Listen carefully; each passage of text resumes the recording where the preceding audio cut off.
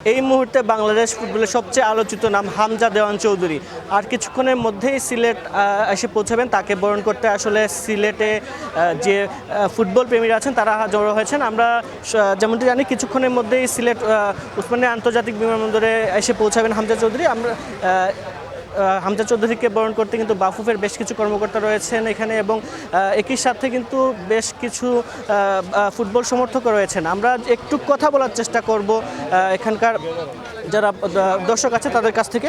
আচ্ছা, আসলে আমাকে বলবেন, হামজা চৌধুরী আসছেন দেশে, কি আশা করছেন? বাংলাদেশ ফুটবলে কী ধরনের পরিবর্তন আশা করছেন? বাংলাদেশ ফুটবল র্যাঙ্কিংয়ের দিকে আগাবে। বাংলাদেশ ফুটবল নিয়ে ভাববে। Bangladesh Barcelona, Bangladesh Real Madrid ছেড়ে শুধুমাত্র বাংলার চিন্তা করবে, বাংলাদেশের কথা চিন্তা করবে।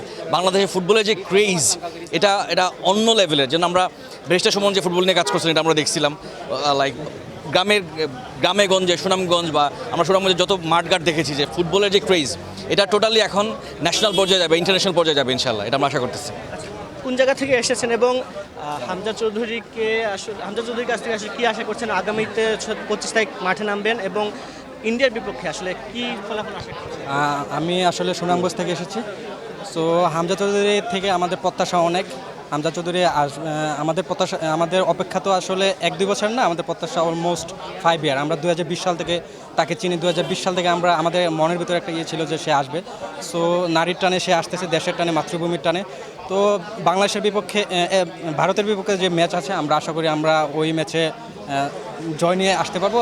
আমরা কই গোলে জয় লাভ করবো, ইট ডাজন্ট ম্যাটার। আমরা আশা করতেছি আমরা জয় নিয়ে বাংলাদেশে কামব্যাক করতে পারবো। তো রিটায়ার থেকে ভেঙে আবার চলে এসেছেন, এটা আসলে কী মনে করছেন? সুনীল ছেত্রী, ওর তো অলরেডি বয়স 40 হয়ে গেছে, তো সে রিটায়ার করে ফেলছে। তো এই মুহূর্তে আসলে তার আবার কামব্যাক করা, আমার মনে হয় এটা অবভিয়াসলি হামজা চৌধুরীর কারণে হতে পারে।